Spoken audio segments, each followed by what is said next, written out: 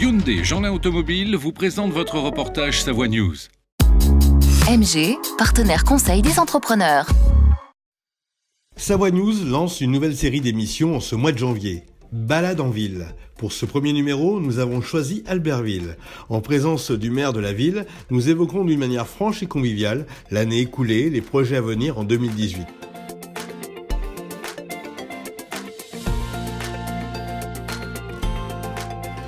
Bonjour monsieur le maire. Bonjour Laurent. Vous allez bien? Ça va? Vous me permettez de vous prénommer Frédéric parce qu'on va passer un petit moment ensemble. On s'est déjà rencontrés d'ailleurs pour quelques émissions qui ont fait l'objet de pas mal d'échanges sur les réseaux sociaux.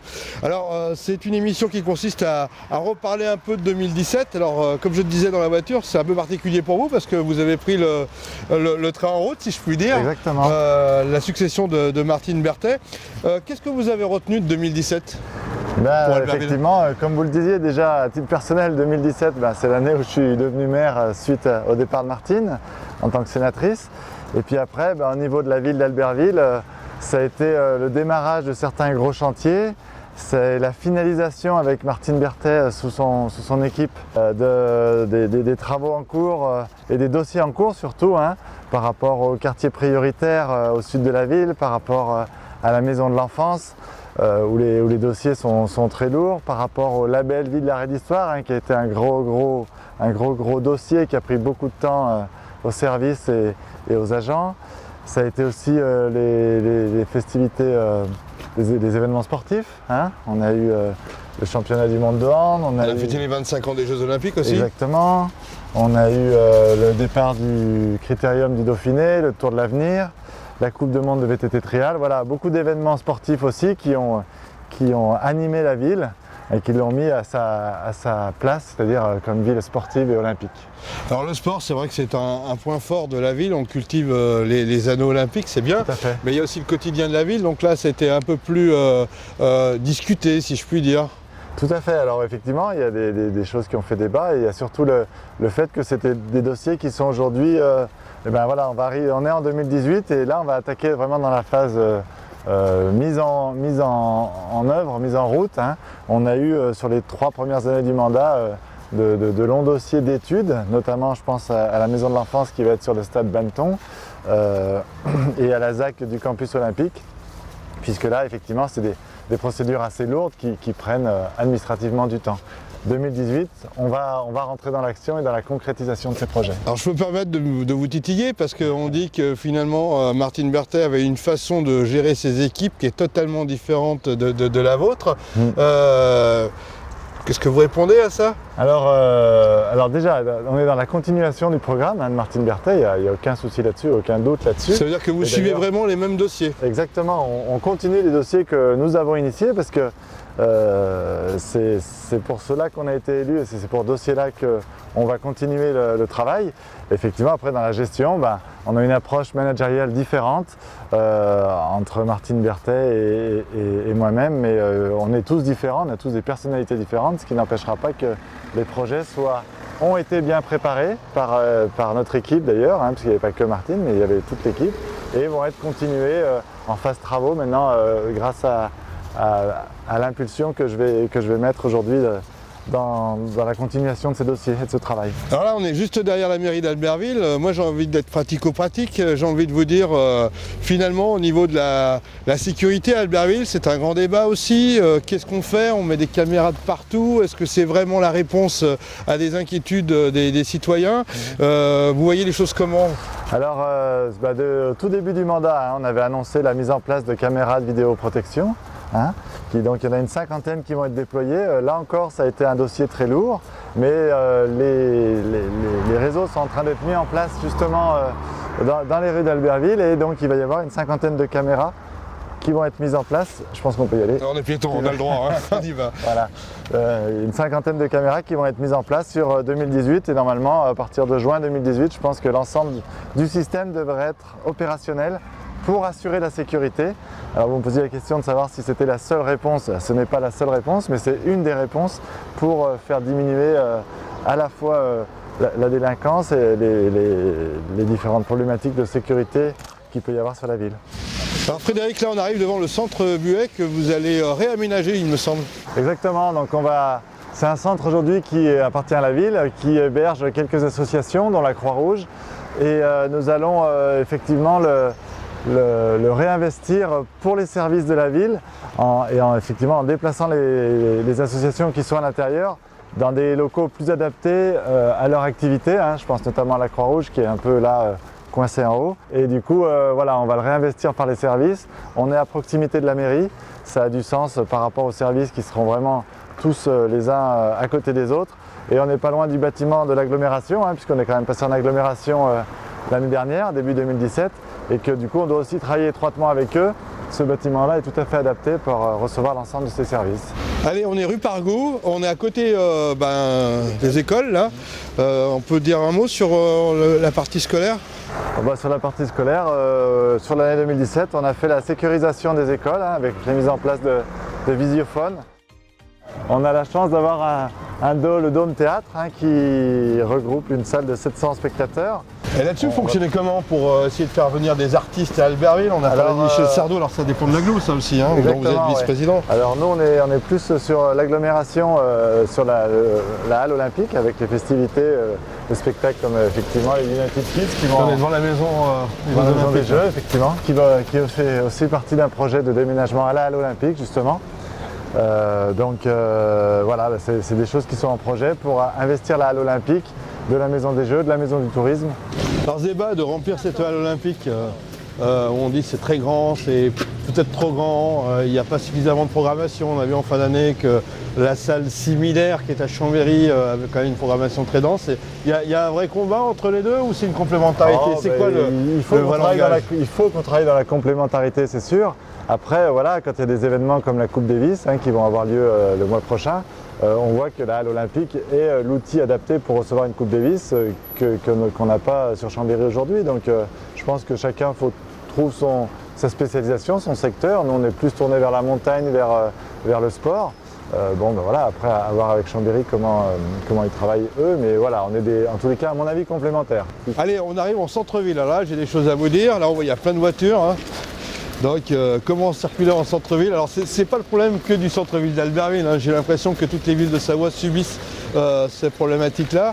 Et puis en plus, à Albertville, vous nous rajoutez des travaux pendant 16 mois au lieu de 18. Merci pour les 2 mois de remise, mais ça va pas être simple quand même. Exactement, donc vous voyez, on arrive effectivement sur cette rue de la République qui va être en travaux sur l'année 2018 et un petit peu sur 2019 effectivement.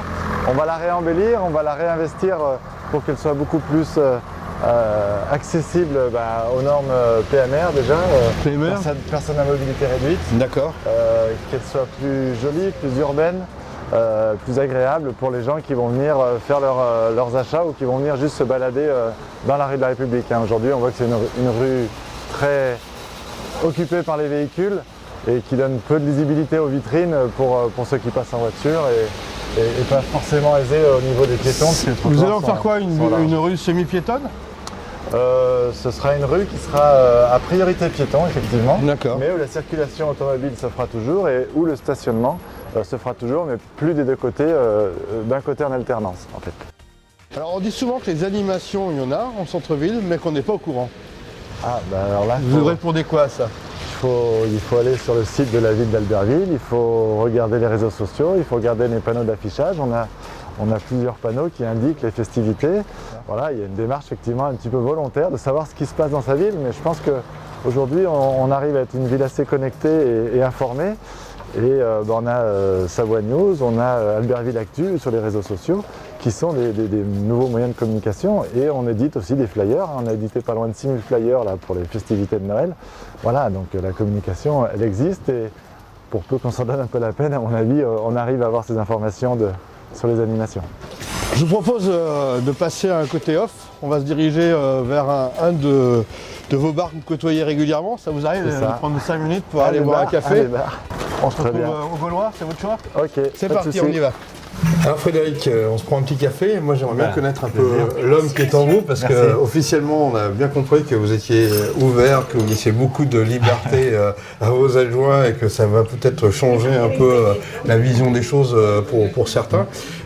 Mais quand arrive Noël et quand arrive le 31, qu'est-ce que fait Frédéric? quand il n'est plus maire. Il retrouve sa famille, déjà tous les soirs il retrouve sa famille, mais alors à Noël spécifiquement, effectivement, parce qu'on retrouve les 5 enfants et traditionnellement on va faire du ski dans un petit appartement qu'on a à la Toussuire en Maurienne. Tous les ans on fait une semaine de ski tous ensemble. Vous avez une âme de Mauriennais comme ça? Pas une âme de Maurienne, mais j'ai un bureau en Maurienne, donc à Saint-Jean-de-Maurienne. Du coup, voilà, c'est une opportunité qui a fait que j'ai acheté un appartement là-bas. Et la semaine de Noël, elle se passe en Maurienne. Décompresse. Et le reste de l'année, on va dire, elle se passe en Tarentaise pour pas faire de jaloux. Alors dans la série des plus beaux Noëls. Ah, les plus beaux Noëls, c'était le plus exotique pour moi, c'était quand j'avais 22-23 ans, où j'étais volontaire à la technique à La Réunion en tant que géomètre du cadastre et j'ai passé un Noël sous les tropiques et c'est vraiment quelque chose d'extraordinaire. Ouais. Parce qu'à manger du foie gras dans une piscine à 30 degrés, ça fait bizarre. Ouais. Vous avez connu des moments qui ne sont pas faciles. C'est des moments pas faciles. Ouais. Et pour un 31 ? Bon, pour le 31, les souvenirs que j'en ai, c'était plutôt les fêtes quand on était jeune. Après, depuis, c'est vrai qu'on s'assagit un petit peu et on fait ça entre amis de façon très, très simple, puisque maintenant nos grands-enfants partent chacun faire la fête, eux, avec leurs amis de leur âge. Donc nous, on se retrouve un peu avec mon épouse, tous les deux, ou 2 à 4, avec des amis, quoi. Très, très simplement. Vous avez des passions, vous avez d'autres envies que gérer votre entreprise et puis vous occupez maintenant d'une ville? Ouais, d'autres envies, oui, et puis des passions, oui, merci. Effectivement, moi je fais beaucoup de montagnes, surtout l'été, en ascension, en alpinisme. Voilà, donc c'est ce qui fait que je suis à Albertville déjà, et c'est ce qui fait que j'ai envie d'y rester. Et après, la passion, c'est les voyages, quoi. Donc, en tant que maire, c'est un peu plus compliqué, il va falloir s'organiser, bien déléguer le temps des absences, mais bon, voilà, je pense que sur une semaine ou 10 jours, il y a moyen de voyager encore assez loin maintenant, et puis de façon assez concentrée. Si on devait parler de valeurs. Les valeurs, déjà le respect, parce que pour moi, c'est la base de la vie en société, c'est le respect, c'est de concevoir que quelqu'un n'a pas les mêmes idées que soi, de l'accepter l'autre, de discuter, des fois ne pas être d'accord, mais voilà, ma première valeur et celle qu'on a inculquée aux enfants, c'est effectivement le respect. Voilà. Après, on a toutes les valeurs universelles, je dirais, de la solidarité, de l'entraide, de l'écoute de son prochain, voilà. Mais voilà, le respect pour moi, c'est la base du fondement, enfin c'est le fondement de notre vie en société. Mais vous voyez comment dans 10 ou 20 ans? Dans 10 ou 20 ans, je ne me suis pas posé la question. Vous êtes capable de nous faire des travaux dans la ville, mais là, pour un point personnel, il y a... Voilà, à court terme, ouais, je saurais vous dire, sous 2-3 ans à peu près, ma vision, mais dans 10 ans, non, je suis incapable de vous dire, puisque, pour tout vous dire, début 2017, je pensais déjà pas être maire fin 2017, donc vous voyez que les choses peuvent aller très vite. J'ai cette humilité-là de penser que je ne peux pas influer sur tout, et donc voilà, dans 10 ans, on verra ce qui se passera, on va faire les choses aujourd'hui qui doivent se faire. Vos coins préférés dans la région? Alors, au risque de décevoir beaucoup de gens, j'adore Bonneval-sur-Arc. Vous avez le droit, hein, c'est au fond de la Maurienne. J'adore ce village et j'adore le village de l'Écho notamment et les glaciers qui les entourent. Après, tout est magnifique ici. Alors, si on parle de la montagne, effectivement, la Tarentaise est un terrain de jeu magnifique, mais j'adore le lac d'Annecy également. Voilà, tout le pays de Savoie-Mont-Blanc, on est vraiment dans un environnement tellement extraordinaire que voilà, j'en profite tous les jours et j'ai pas de coin favori sur le principe, je m'en réjouis tous les jours. Je vous propose, Frédéric, maintenant de reprendre la voiture, on va se déplacer un petit peu en ville pour parler des projets 2018. Très bien, merci.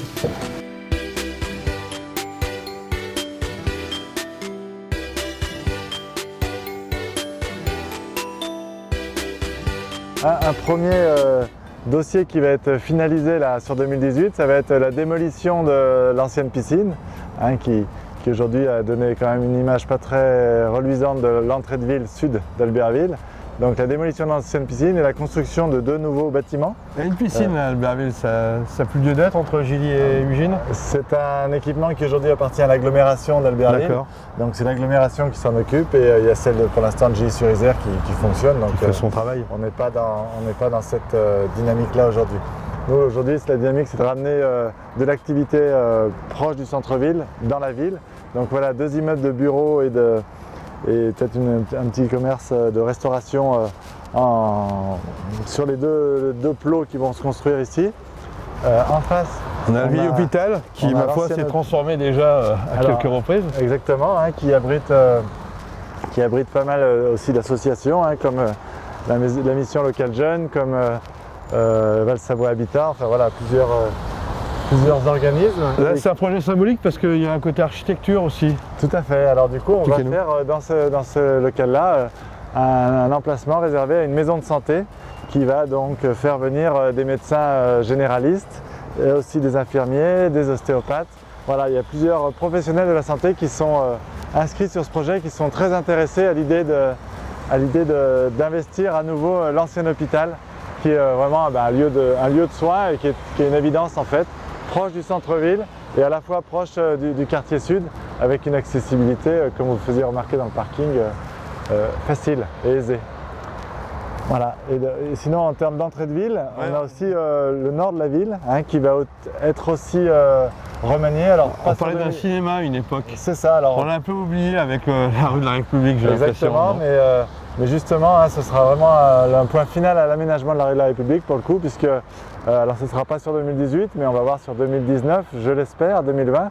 On travaille aujourd'hui avec les Amis du cinéma pour effectivement réaménager aussi tout le quartier nord de la ville en démolissant notamment le Boulodrome et en aménageant une sorte de place avec un cinéma de 5 salles qui viendra effectivement mettre un arrêt, une finalité à la rue de la République, une perspective et qui pourra amener du monde dans le cinéma pour qu'il puisse drainer la rue de la République et les commerces. Alors financièrement, c'est quand même des sacrés budgets là.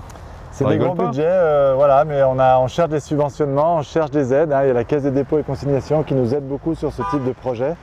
Et donc, et ben voilà, c'est pour ça qu'on ne peut pas tout faire en 2018, mais qu'on en laisse un petit peu pour 2019 et 2020. Très bien. On se projette sur un autre endroit maintenant ? Ouais. Où vous nous emmenez là ? On va aller dans le quartier, ce qu'on appelle les quartiers sud un peu, avenue Commandant Dubois, pour voir le projet de la maison de l'enfance sur le stade Banneton notamment. Alors voilà, dans le quartier prioritaire, on est au stade de Banneton, c'est là où vous voulez un peu métamorphoser les choses, si je puis me permettre. Alors le quartier prioritaire, hein, c'est un quartier qui a été décidé comme quartier défavorisé au niveau national et régional. Et du coup, on a des actions qu'il faut qu'on puisse mener. La première grosse action marquante sur 2018, ça va être la construction de la maison de l'enfance. Cette maison de l'enfance va regrouper une crèche, un relais d'assistance maternelle, le centre de loisirs qui va venir s'installer ici et également une restauration scolaire. Donc tout dans une unité de lieu pour permettre aux enfants du plus jeune âge, hein, puisque la crèche c'est de 0 à 3 ans, puis après la restauration scolaire, puis le centre de loisirs. Voilà, ça fait que toute notre jeunesse pourra se retrouver ici et toute la jeunesse notamment du quartier pourra être ici avec 17 places de crèche sur Albertville dont on a bien besoin aujourd'hui. L'équilibre financier de tout ça, c'est... Alors vous êtes chef d'entreprise, donc j'imagine que vous avez un œil très averti, mais ça peut interroger certaines personnes. Alors les financements, on les a sur certains fonds propres de la ville évidemment, mais aujourd'hui on a la Caisse des dépôts et consignations qui accompagne énormément de projets au niveau national sur la ville. On a la région qui nous aide aussi beaucoup. On a l'Europe dans certaines mesures, donc on a une personne à la ville, dans les services de la ville, qui est une chasseuse de subventions et qui est à l'affût de tout ce qui peut nous venir en aide justement pour ces financements. Frédéric, on arrive au campus olympique entre le Grand Arc et le col de Tamier. Pas mal hein, comme situation. Magnifique. C'est un peu le pôle Nord là pour l'instant. On pourrait presque faire du chien de traîneau, mais vous avez l'intention de bouger un peu les côtes, je crois. C'est ça, alors ouais, c'est le pôle Nord au sud, hein, parce que là on est vraiment dans le sud de la ville. D'accord. Donc voilà, ça on est sur le campus le campus olympique. Donc c'est ce dossier-là qui a pris pas mal de temps et qui a fait couler pas mal d'encre. Aujourd'hui, les choses se calent petit à petit, donc notamment sur ce secteur-là, la collectivité va construire un équipement sportif qui va regrouper l'école de cirque, ce qu'on appelle le pétanquodrome, hein, c'est-à-dire qu'une halle pour jouer à la pétanque. Pétanquodrome. Voilà, une C'est vous qui avez inventé le nom là? Non, c'est un mot qui est apparu comme ça un jour, qui nous a, Qui a marqué les esprits. qui a marqué les esprits.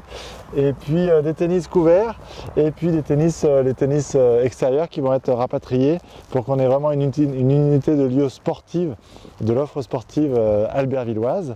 Et tout cela entouré de parkings pour permettre déjà une meilleure visualisation du centre de ski de haut niveau qui se trouve juste en face. Juste à côté là. Et puis la halle olympique derrière pour permettre aussi du stationnement pour cette halle olympique lors des grands événements sportifs. Et puis après, de part et d'autre de la voie qui se trouvera là dans juste en face. Donc là, il y aura une route. Il y aura une route, voilà, D'accord. là, juste en face du stade olympique. Il y aura une route avec des plots réservés à l'économie. Tout ça en lien avec la montagne, l'aménagement et l'aménagement de la montagne, pardon, et le Premier coup de le pelle. bien-être. Premier coup de pelle en 2018, mais j'imagine que ça va prendre quelques années à se Voilà. concrétiser, parce que là, il y a quand même, encore une fois, de l'investissement. Effectivement, alors premier coup de pelle en 2018. Après, on attendra les investisseurs pour tout ce qui est bâtiments de bureaux ou de services qui vont se mettre en place, mais petit à petit ça va s'agréger. Et puis pour ce qui est de l'investissement de la mairie, il a été anticipé et programmé dans le plan pluriannuel d'investissement et la collectivité a déjà pré-budgété 500 000 € par an sur les 4 ans à venir sur cet espace-là. Bon Frédéric, on a fait peut-être pas le tour de tout, parce qu'il y aura encore plein de choses à dire, mais on a fait quand même un sujet un peu plus long que d'habitude, mais c'était important de vous souhaiter la bonne année, et puis que vous souhaitiez aussi à votre tour la bonne année aux Albervillois qui nous regardent et qui nous ont regardés jusqu'à la fin. Eh bien, merci Laurent de me permettre de souhaiter effectivement une bonne et heureuse année à tous les Albervillois, toutes les Albervilloises, et puis plus largement à tous les habitants d'Arlisère, puisque on fait partie de cette grande agglomération. Bonne année à tous. Bon, merci Frédéric, et puis prochaine émission avec un nouveau maire, une nouvelle ville, puisque ce qu'on cherche à travers Savoie News, c'est de comprendre le territoire et vous le faire partager. À très vite. MG, partenaire conseil des entrepreneurs. Hyundai Jeanlin Automobile vous présente votre reportage Savoie News.